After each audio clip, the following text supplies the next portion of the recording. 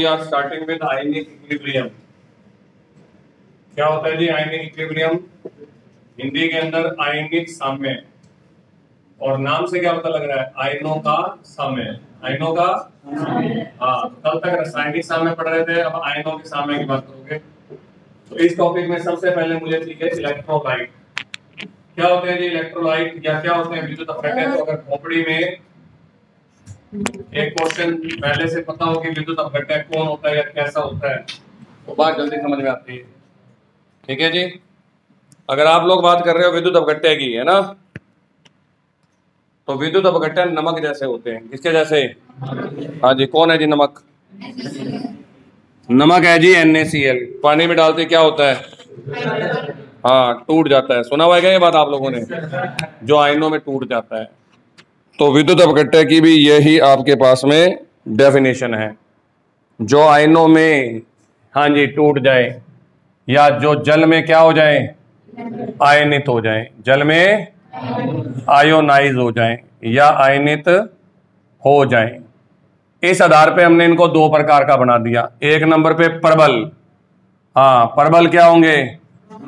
Strong electrolyte, है ना, जो जाते ही कहर मचा दें, है ना, उड़ा दूंगा, तोड़ दूंगा, फोड़ दूंगा, इस टाइप के लोग, है ना, जो जाते ही जल में फुल आयनित हो जाएं, वो प्रबल विद्युत अपघटक हैं। अगर आज मेरे से कोई पूछे प्रबल क्या होते हैं? जो जल में पूर्णतया आयनित हो जाते हैं। जो जल में कितने %? हाँ, 100% आयोनाइज हो जाते हैं। जैसे नमक, सुना हुआ है क्या? नमक नखरे मारता है, पानी में घुलूंगा, चलो देखता हूं, घुल जाऊंगा, आज मूड नहीं है, या डालते ही घुल जाता है। तो जो जल में 100% आयनित हो जाए, इनके लिए जल अपघटन की मात्रा 1 होती है। कितनी होती है? किसी को प्रतिशत में बदलना हो तो 100 से गुणा कर दो, तो अल्फा बराबर 1, या प्रतिशत में बदलोगे तो 100। ठीक है जी, इनमें आपको 3 उदाहरण पता होना चाहिए। सबसे पहले स्ट्रॉन्ग एसिड, स्ट्रॉन्ग हिंदी में प्रबल अम्ल। ठीक है, प्रबल अम्ल में 3 अम्ल तुझे याद होने ही चाहिए, HCl, HNO3 और उन सबका बाप। हाँ, ये तीनों प्रबल अम्ल है। ये सोचेंगे नहीं कि पानी में डालने के बाद घुलना है कि नहीं घुलना, फटाक से घुल जाएंगे। प्रबल अम्ल के बाद में ऑब्वियस है कौन आएगा? प्रबल क्षार। प्रबल क्षार, ये लो जी, हो सकता है बेस ना पता हो, हिंदी वालों को भी एसिड की जगह लिख देते हैं अम्ल। कम से कम 2 बेस तुझे पता होना चाहिए, NaOH, और मेरे पास बतेरे हैं पर मैं तेरे को 2 बता रहा हूं, अगर तू भूल गया तो दिक्कत है।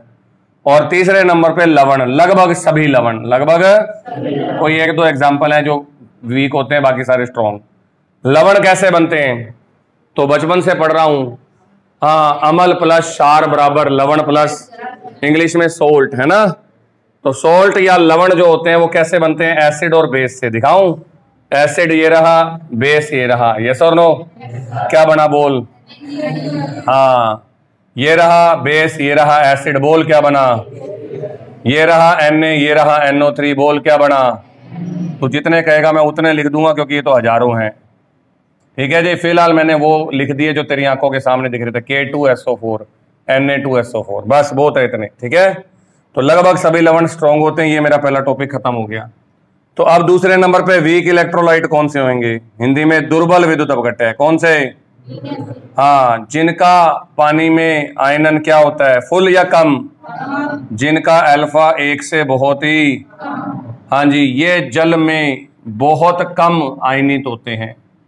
पर अब यही बात आती है, बहुत कम के साथ एक क्वेश्चन बन जाता है, कितना कम, तो वो न्यूमेरिकल मांगेगा। इनके लिए न्यूमेरिकल नहीं चाहिए। प्रबल की सारी कहानी तेरे को पता है, इनके घर घर की कहानी, पूरी खानदान की कहानी पता है, तो कोई सवाल नहीं पूछेगा इनके बारे में। सवाल इनके बारे में पूछेंगे।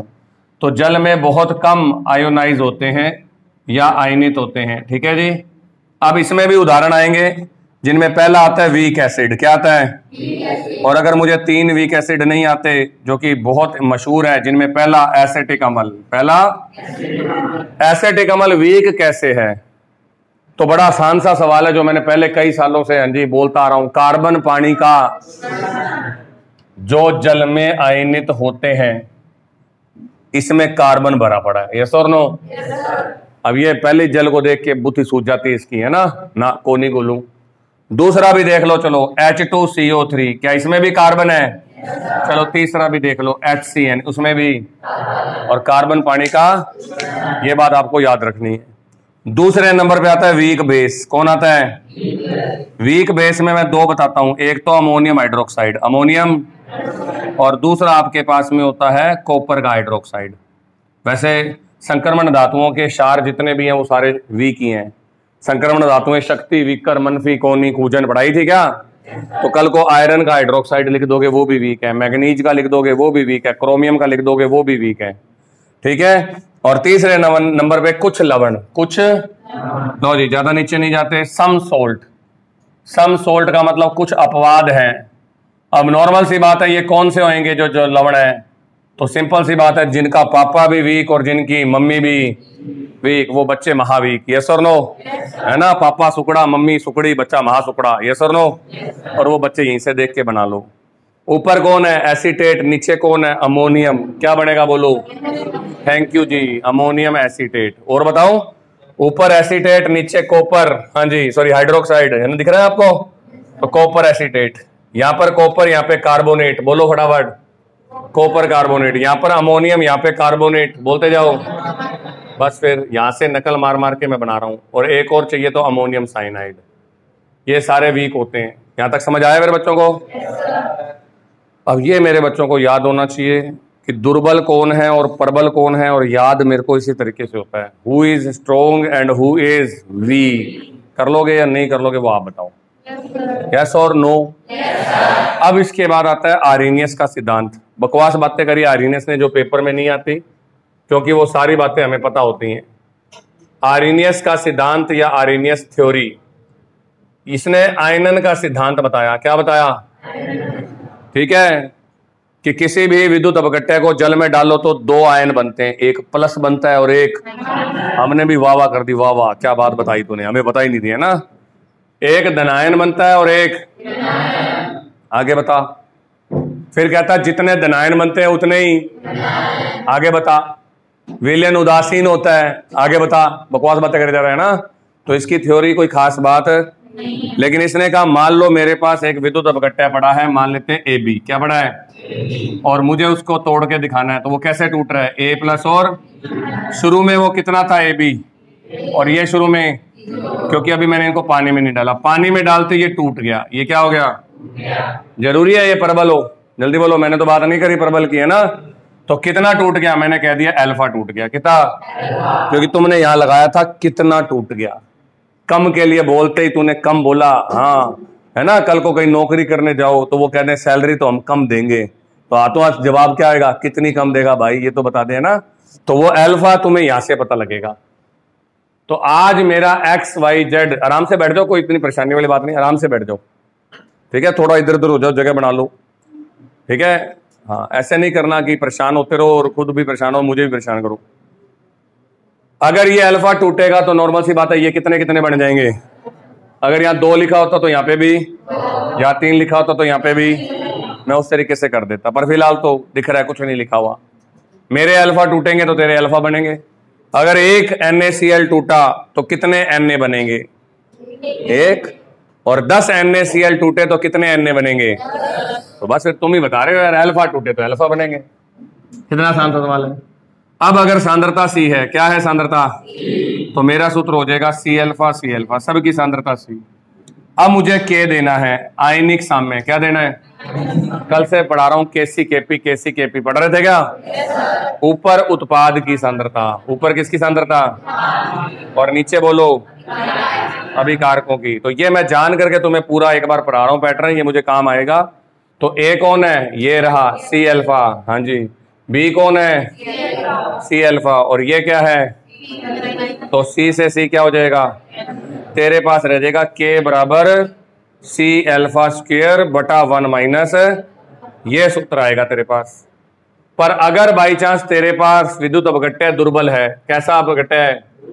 हाँ, तो इफ इलेक्ट्रोलाइट इज वीक, यदि दुर्बल विद्युत अपघट्य लिया गया है, इंग्लिश में वीक इलेक्ट्रोलाइट, हाँ जी, लिया गया हो, ठीक है जी, ये लो जी, लिया गया हो, तो क्या होगा? तो अल्फा इज लेस देन 1 होएगा। हाँ या ना, तुम बोल दो, ठीक है बात बिल्कुल। और अगर अल्फा कम होगा तो नीचे अल्फा 1 से बहुत ही 1 से कम कौन होता है? 0 होता है। 1 माइनस 0 बराबर 1। ऐसे नहीं करना। हाँ, फिर तो कल को तू 10,000 रुपये छोड़ आएगी किसी के पास। 10,000 में से 0 गए 0। ठीक है, कोई बात नहीं। तो अल्फा नीचे छोड़ दो, छोड़ दे अल्फा, तो मेरे पास रह जाएगा सी अल्फा स्क्वायर। क्या रह जाएगा? तो ये मेरे को सूत्र आगे कई बार काम आएगा। अगर ये अमल होता तो ये के ए बन जाएगा, अगर ये शार होता तो ये के बी बन जाएगा। बस इतना सही फर्क है। तो यहां पर जो के है ना, के वो आयनन स्थिरांक है। मैं भी लिख देता हूं 2 मिनट में, कोई बड़ा इशू नहीं है। और अल्फा है जल अपघटन, सॉरी अपने वियोजन की मात्रा। ठीक है जी, ये बातें आपको पता होनी चाहिए। तो के बराबर सी अल्फा स्क्वायर, तो अल्फा बराबर क्या हो जाएगा? अंडर द रूट के बटा सी। सही लिखा मैंने, बोलो। के तो कांस्टेंट है, तो अल्फा समानुपाती 1 बटा अंडर द रूट। इसे बोलते हैं ओस्टवाल्ड तनुता नियम। ओस्टवाल्ड मतलब जितनी सांद्रता ज्यादा होगी अल्फा का मान कम होगा। याद रखना इस बात को, ठीक है। तो ये थोड़ा सा मेरे बच्चों को ध्यान रखना है। के बराबर है वियोजन स्थिरांक। के बराबर क्या है? वियोजन स्थिरांक का मतलब इंग्लिश में बोलते हैं आयोनाइजेशन कांस्टेंट। आयोनाइजेशन कांस्टेंट बोलते हैं इसको, ठीक है। ये फिक्स है। सी बराबर कंसंट्रेशन, सी बराबर, और अल्फा बराबर है वियोजन की या आयनन की मात्रा। वियोजन और आयनन एक ही बात होता है, ठीक है। आयनन की मात्रा जो तू ढूंढ रहा था, सर बताना कितना टूटेगा, वीक इलेक्ट्रोलाइट कितना टूटेगा, जो तू पूछ रहा था वो ये रहा। और इंग्लिश में बोलते हैं degree of ionization. Degree of, इस पे न्यूमेरिकल अगर आता है तो बच्चों वाला न्यूमेरिकल है, के मिलेगा, सी मिलेगा, भाग के जाके। अगर कल को अल्फा आता है 0.241, तो इसको परसेंटेज में बदलने के बाद कितना परसेंट हो जाएगा? 24.1%। ये याद रखना, क्योंकि अगर कोई परसेंटेज में पूछ ले तो किसी भी चीज को गुणा करना पड़ता है। किससे गुणा करना पड़ता है? 100 से गुणा करना पड़ता है। कितनों को यहां तक दिक्कत है? काम सही चल रहा है? अब आयनन को प्रभावित करने वाले कारक, आयनन को, हाँ जी, प्रभावित करने वाले कारक। ये लो जी, कौन कौन से कारक हैं जिनकी वजह से आयनन, हाँ जी बोलो बोलो।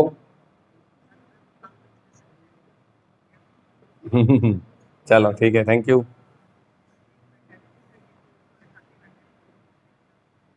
अरे इतना ही बेले थोड़ी ना यार, आ जाएगा जिसमें आना है। ठीक है, चलो डाल देता हूं, ठीक है। फैक्टर अफेक्टिंग आयोनाइजेशन, मतलब किन चीजों की वजह से आयनन बढ़ेगा और किन चीजों की वजह से आयनन, ये शानदार क्वेश्चन बनता है। पहला फैक्टर सांद्रता। पहला फैक्टर क्या है? सांद्रता बराबर कंसंट्रेशन, वो तुमने पीछे ही देख ली। अगर सांद्रता क्या होगी बोलो? हाँ, ज्यादा होगी तो अल्फा का मान कम हो जाएगा। गाढ़ी चीजें टूटती नहीं है और पतली चीजें, हाँ सबूत है, अदालत तो सबूत मांगती है ना। मैंने AgCl को पानी में डाला, AgCl कहता सर मैं दुर्बल विद्युत अपघट्य हूं। मैंने कहा क्यों? सर मैं पानी में नहीं घुलता, बस मेरी मर्जी है ना। तो AgCl में Ag का आकार बड़ा होता है और बड़े आकार की चीजें पानी में नहीं घुलती। मोटी चीनी जल्दी घुलेगी कि बारीक पिसी हुई चीनी? हाँ, फिर तो चाहे पानी ठंडा ही लिया है ना। तो बड़ा आसान सा सवाल था। तो मैंने 1 लीटर में ना AgCl को घोला, सिर्फ 5 ग्राम घुला, तो 5 ग्राम प्रति लीटर उसकी विलेयता आ गई। ज्यादा है कि कम है? बहुत कम है। साला 1 लीटर पानी में सिर्फ 5 ग्राम ही घुला है ना। क्लियर है बात खोपड़ी में? लेकिन मैंने गलती से क्या डाल दिए? 50 ग्राम। कितने डाल दिए? पानी कितने लीटर? कितना घुल गया? बाकी 45 कहाँ है? नीचे बैठ गया। देखो कईयों का दिमाग चल रहा है, कई ऐसे हो रहे हैं भाई, बोंदल रहे हैं कई, भाई पता नहीं कहाँ गया यार, पता ही नहीं 45 कहाँ गया। 1 लीटर में 50 ग्राम डाला, 5 ग्राम क्या हो गया? बाकी 45 कहाँ बैठा है? फिर तो भागी भागी गई, देखा टुंटी में पानी फुल आ रहा है ना। तू 1 लोटा और भर लाई, ले भाई चक, है ना। अब तूने पानी कितने लीटर कर दिया? 2 लीटर कर दिया। खोपड़ी चल रही है? अब नीचे कितना बचा हुआ है? हाँ, क्योंकि 5 और घुल गया। फिर तू कोई, अरे पानी तो और आ रहा है, लिया भर लाओ, टुंटी भर लाओ, तुम भाजे जा रहे हो, टुंटी भर ला रहे हो, डर डर डर डर डर डर काम चल रहा है। ऐसे मजाक मजाक में तुमने 10 लीटर कर दिया, यस और नो? अब नीचे कितना बचा? हाँ, कुछ नहीं बचा, यस और नो? क्योंकि नॉर्मल सी बात है, सारा पानी घुल गया, ओ AgCl। इसका मतलब क्या दिमाग लग रहा है? तनुता बढ़ा रहा हूं मैं, पानी डालने से डाइल्यूशन बढ़ रहा है, यस और नो? और जितना तनुता बढ़ेगी उतना सांद्रता, है ना? सवेरे मम्मी दूध वाले के जुंडे क्यों पाड़ रही होती है? इसलिए तो पाड़ रही थी, सारा पानी मिला के लाया है ना। तो तेरे क्या नुकसान है? मिला के तो लाया, कुछ निकाल के तो नहीं लाया। हाँ, तो पानी मिलाने से दूध की सांद्रता, जितनी सांद्रता ज्यादा उतना, तो इसी का जुड़वा लिख देता हूं, जितनी तनुता ज्यादा, तनुता उतना अल्फा ज्यादा। तनुता को इंग्लिश में भी लिख देता हूं, क्या? डाइल्यूशन। ठीक है, पानी मिलाओगे तो चीजें घुलना शुरू हो जाएगी, याद रखना इस बात को।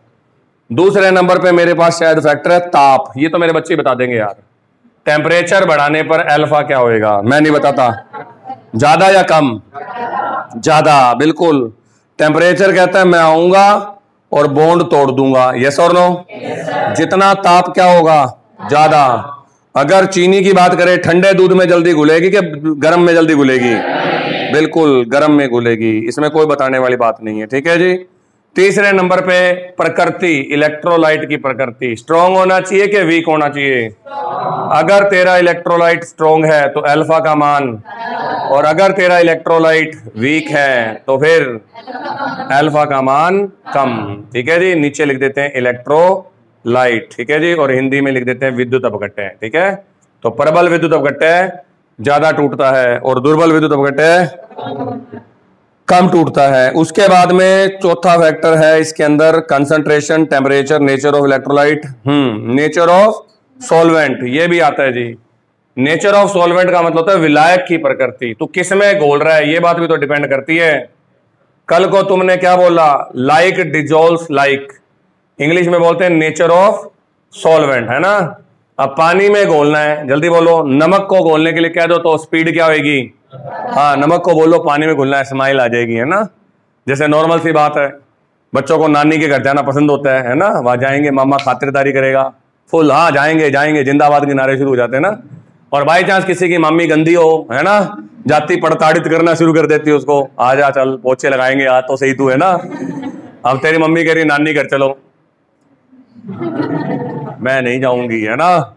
है ना, वो बैठी ना, बैठा चुड़ैल बैठी है, बैठा एक ना, कौन नहीं जाऊं मैं, रोटी देवे कौन नहीं, है ना? तो क्लियर कट बात है, मेरी तेरे से बनती होगी तो मैं तेरे अंदर जल्दी घुलूंगा, और तेरे से नहीं बनती होगी तो पानी के अंदर नमक जल्दी घुलता है लेकिन बेंजीन के अंदर, क्योंकि तू पोलर और मैं नॉन पोलर, समझ आ गई? तो लाइक डिजोल्व्स लाइक का मतलब होता है ध्रुवीय घुलेंगे ध्रुवीय में, अध्रुवीय घुलेंगे पर ध्रुवीय नहीं घुलेगा। सिंपल बात है ना? तो आज इसके अंदर याद रखना, पोलर पोलर में जल्दी घुलते हैं। अगर पोलर को पोलर में डालोगे अल्फा ज्यादा, अध्रुवीय को अध्रुवीय में डालोगे तो हाँ अल्फा ज्यादा। लेकिन अगर पोलर को डाल दिया किसके अंदर? नॉन पोलर के अंदर, तो अल्फा का मान क्या हो जाएगा? कम। तो ये बातें मेरे बच्चों को पता होनी चाहिए, ये सिंपल बातें हैं और मेरे को पढ़ाते हुए काफी टाइम हो गया है, तो ये बातें मेरे हिसाब से मैंने काफी याद करवा दी हैं। तो ये पहला पॉइंट था जी। पांचवा एक और है, सम आयन प्रभाव।